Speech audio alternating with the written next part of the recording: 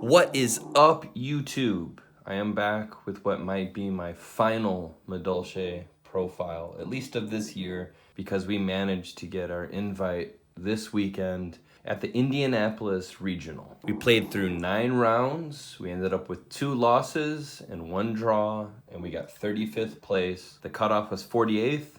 We did it. I'm a little surprised that it happened, but it did. I think the deck is actually pretty good. This format is so diverse that pretty much any deck can sneak in and at least get their invite. Not every deck can top. That, of course, was the main goal, if possible. So let's go over the build changes and see what's different. All right, not much has changed in the Madolche department. We're still playing 3 of the standard Magileine, 3 of the standard Anjelly, and of course 3 of our new little girl, Petingcessoeur. And look at that. We got the German one. See how it says pudding? Its name should be Pudding Sister, but I digress. Of course, these cards are still insane. They are our 1-card win conditions. They pretty much just win the whole game by themselves if they are uninterrupted. Up next, we have the cards we don't always want to draw, but we need to play. We have Hootcake. We have Messengelato. And of course, our Madolche Puddingcess. All these are necessary in the deck or the combos don't work. There are some combos where if you draw a Messengelato previously, I thought you would not be able to end on your traditional ending board. However, there is a combo that I can show later if there is interest, where if you open Messengelato and Petingcessoeur, that you can still full combo. You just have to normal summon the Messengelato and then go full combo. It's actually pretty cool. I learned that last regional. Didn't come up too much this regional though. Then we're playing some supporting cards to help us keep up with the meta. We have 3 Fantastical. This card's insane against Sky Striker. It's really good against Orcust, and it's good against most rogue decks. Very few decks don't link summon. And in those cases, this is just an easy side out for games 2 and 3. We also played Pankratops since it is one of the most generic outs to pretty much every card. It outs floodgates, it attacks over monsters, it destroys monsters. It's such an insane card. And then in the same realm, we have Gameciel, who can make Sky Striker boards dead. It can tribute over so many negating boards. It can allow you to just move something out of the way and you don't have to deal with it. And that's such a strong feature, being able to do that. Next, the spells. A staple in my opinion, called By the Grave. People are still playing hand traps, despite what some people are saying.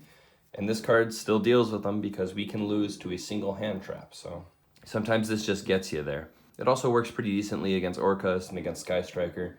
Occasionally other decks, but it's an easy side out if you need to. Then for consistency, we have 3 Pot of Extravagance still. Drawing 2 cards is way too good to not play this card. Banishing from your extra deck is unfortunate. Occasionally you banish your Tiaramisu, but generally as long as you don't hit all 3 copies of Tiaramisu, you're going to win that game. And occasionally if you do banish all 3, Pankratops and Gameciel will get you there. Then of course we play our 2 Madolche cards. I still think 1-in-1 is the correct ratio. You don't want to be playing multiple bricks. There was plenty of games where I've missed a second Chateau, but those grindy matches don't happen as often as those games where you just either win or lose. I would much rather win more of the 1-turn kills than win grindy matches where I can just scoop and go games 2 and 3 and beat them later. And then here's the card that replaced Gamma. Super Poly in the main deck. This card is so good against Orcust, against Thunder, against almost every single deck I was able to activate this, and if not, I was able to side it out and put in plenty of other blowout cards. This card was so good this weekend. Every game I won this and every game I drew this and resolved it, I won. And then finally the traps. We're still playing our triple impermanence since we can't play traditional hand traps.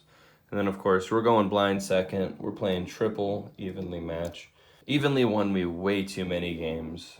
Game 1, they set up their field. It doesn't have a negate. I banish their field. They pretty much lose. It's just such an insane card. I have no idea how this card's allowed to exist, but I will continue to play it.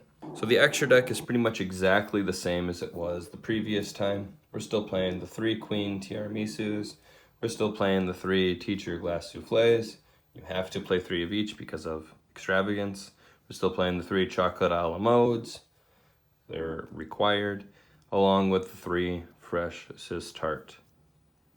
And since we're still playing Super Poly this time in the main, we are still playing our our Mud Dragon of the Swamp, Starving Venom, and Dragostapelia. All of these cards came up. Not so much Mud Dragon, it only came up with me Super Polying my own cards and attacking for damage, which was a really unfortunate play, but it happened. Starving Venom came up all the time, and Stapelia came up at least 3 times to break a pendulum board. It was really strong.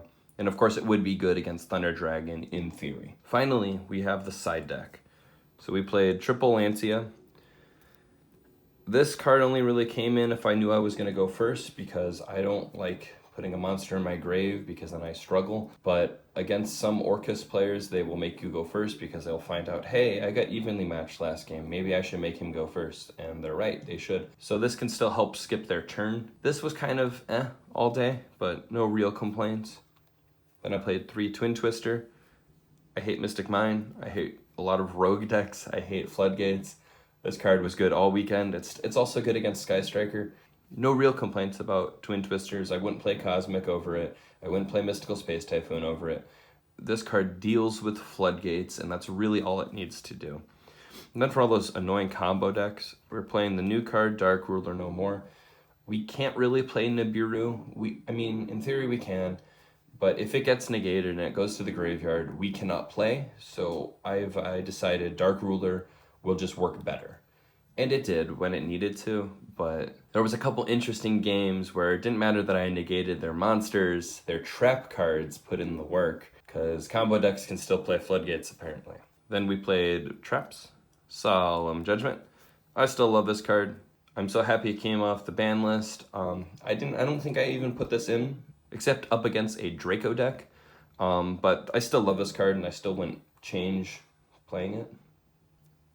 And then, since I didn't want to disrespect all those rogue decks, we are playing Red Reboot, and still, I do not like Sky Striker, and I like to automatically win against them.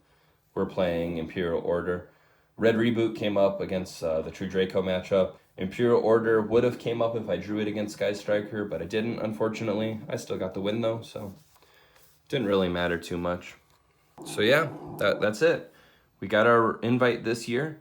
With Madolches, not with a meta deck. We got it with Madolches. I'm really happy I got to do this.